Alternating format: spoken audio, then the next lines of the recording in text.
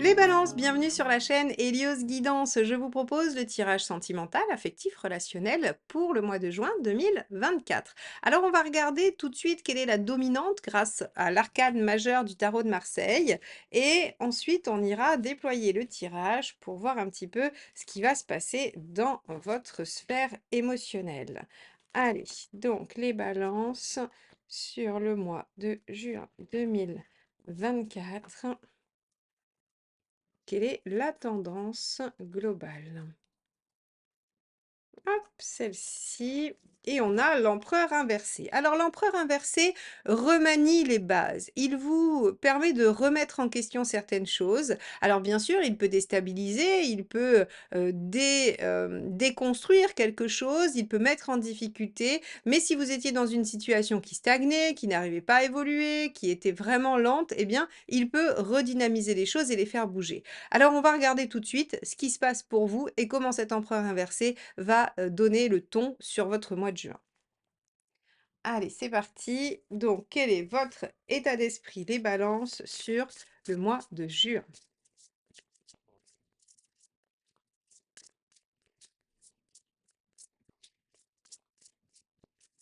Allez, balance, juin 2024. 4 de coupe. Alors effectivement, il y a de l'ennui.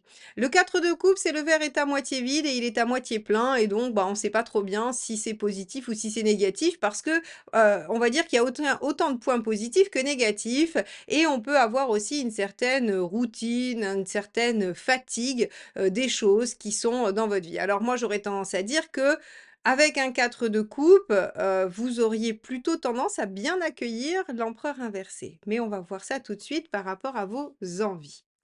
Allez, donc qu'est-ce que les balances veulent sur ce mois de juin?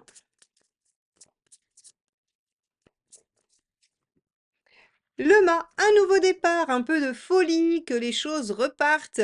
Le mât, c'est vraiment je me lance à l'aventure sans savoir ce qui va advenir, mais confiant dans ma capacité à réagir aux situations. Donc ici, il y a beaucoup d'ennuis et il y a l'envie de redynamiser, de remettre de la nouveauté, de partir sur un nouveau pied dans votre vie. Alors, si vous êtes célibataire, évidemment, ça va nous parler de l'ennui de la solitude et de la routine et d'envie, de repartir peut-être sur une nouvelle aventure amoureuse. Si vous êtes en couple, eh bien, il y a des choses qui vous barbent un peu dans votre couple et vous aimeriez bien rajouter un petit grain de folie et qu'il y ait en tout cas des initiatives nouvelles. Donc je pense que cet empereur inversé, qui remet en question les choses, ça pourrait bien être vous, les balances, ça pourrait être à votre initiative. Alors on va voir quelle est votre intention derrière tout ça.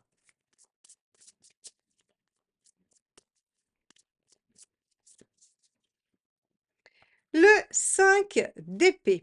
Alors, vous avez envie de restaurer votre ego, vous avez envie de vous renarcissiser. Le 5 d'épée, c'est qu'on a été blessé, c'est que, en tout cas, on a eu une vexation et on veut se venger, hein, en gros, si vous voulez, si on schématise. On a envie d'avoir le dernier mot.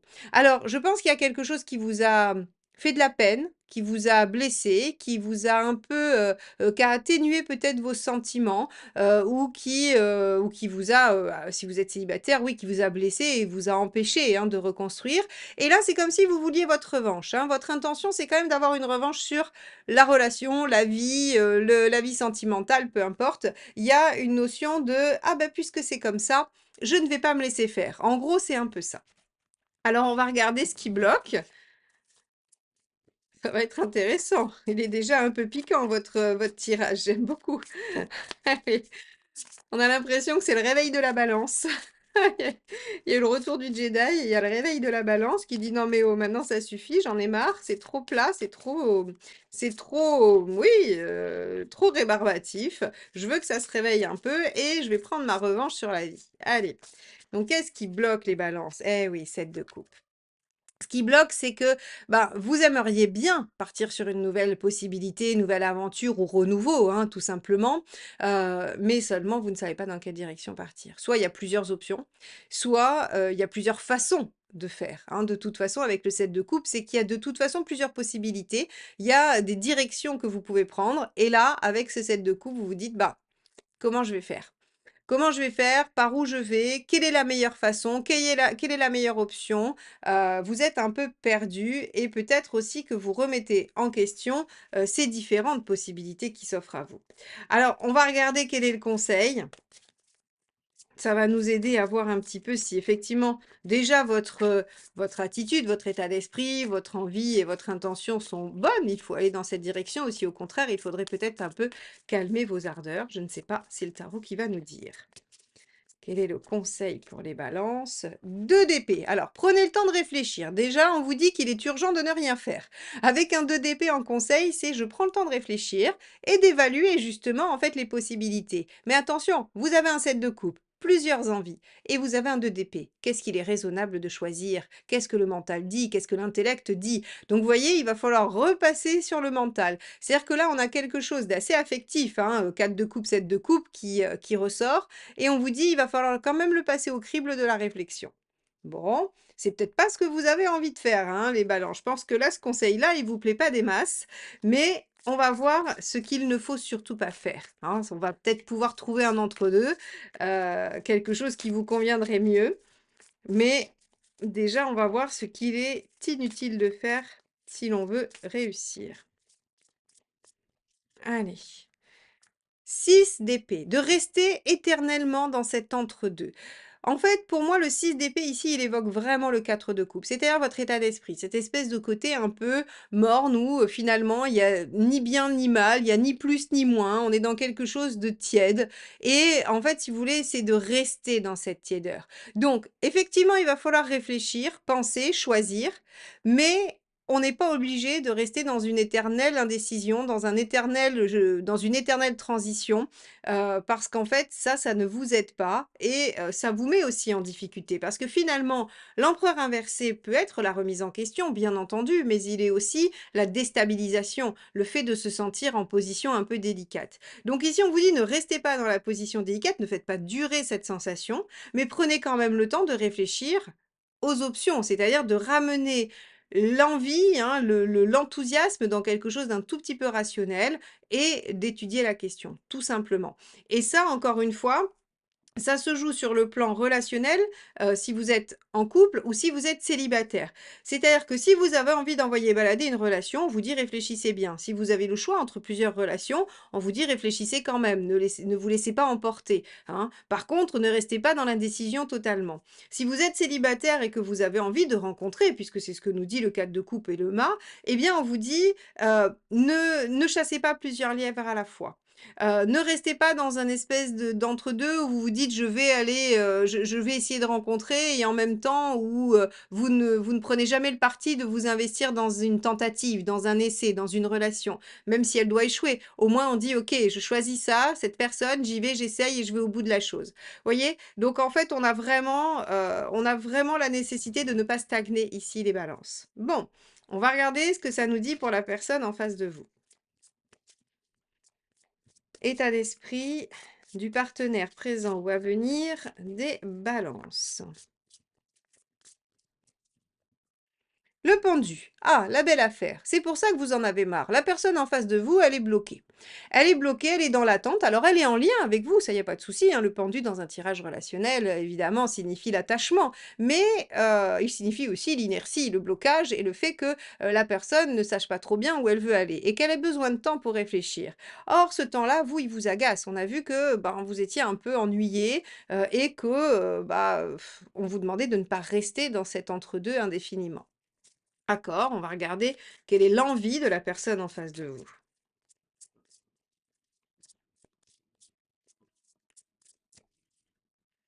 Reine de Pentacle. OK.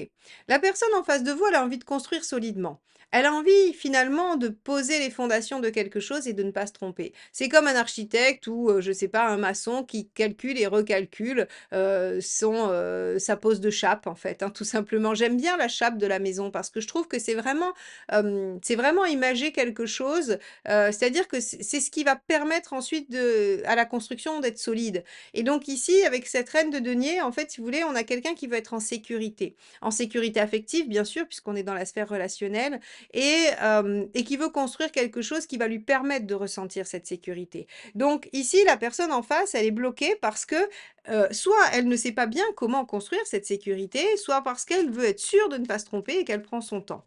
Sauf que ça vous agace, vraiment. Alors on va regarder quelle est l'intention de cette personne. Est-ce que quand même, malgré tout, elle va bouger un peu? Oui, impératrice. Ne vous inquiétez pas, la personne en face de vous a l'intention de se mettre en mouvement. Elle a l'intention de dialoguer, de discuter avec vous, probablement, et elle a l'intention de mettre en œuvre des choses. L'impératrice, c'est vraiment celle qui construit, c'est celle qui met en œuvre, c'est celle qui fait des projets, c'est celle qui démarre les choses. Donc en fait, ne vous inquiétez pas, dans cette situation, même si vous trouvez que c'est un peu lent, il va falloir que vous preniez une décision, que vous vous positionniez, bien évidemment, mais en face, vous aurez du répondant, d'accord? On a, probablement pendant toute une partie du mois de juin, l'impression que l'autre en face ne bouge pas, mais il est en réflexion, alors vous pourriez avoir un signe de terre en face, par exemple, hein, ça pourrait être le cas. Ou un signe d'eau un peu perturbé, un peu en difficulté émotionnelle, hein, un peu hésitant, pris dans les peurs, voilà. Allez, on va regarder ce qui bloque la personne en face. Justement, ça va répondre à ça. OK, reine de bâton, c'est que cette personne ne sait tout simplement pas ou n'est pas certaine de ce qu'elle veut. Voilà. La reine de bâton, c'est affirmer ses besoins, être sûr de ce que l'on veut précisément et essentiellement. Et là, en fait, si vous voulez, ce qui bloque, c'est que cette personne, elle n'est pas trop sûre de ce qu'elle veut. Elle n'a pas encore identifié ses besoins réels. Et comme elle a besoin de construire quelque chose de sécure, eh bien, elle prend son temps. Et ça, pour vous, c'est compliqué. C'est compliqué, ça vous met en difficulté, ça vous déstabilise et ça vous fait remettre les choses en question. Bon, on va regarder quelle est la ressource utilisable de l'autre côté pour vous les balances. Qu'est-ce que la personne peut mobiliser pour faire bouger les choses ou pour rendre la situation plus simple? La reine de coupe. Ah, très bien. En fait, c'est une personne qui a besoin de beaucoup de douceur, beaucoup d'écoute, beaucoup d'empathie. C'est une personne qui, de toute façon, ne répondra pas à la bousculade, ne répondra pas à la provocation.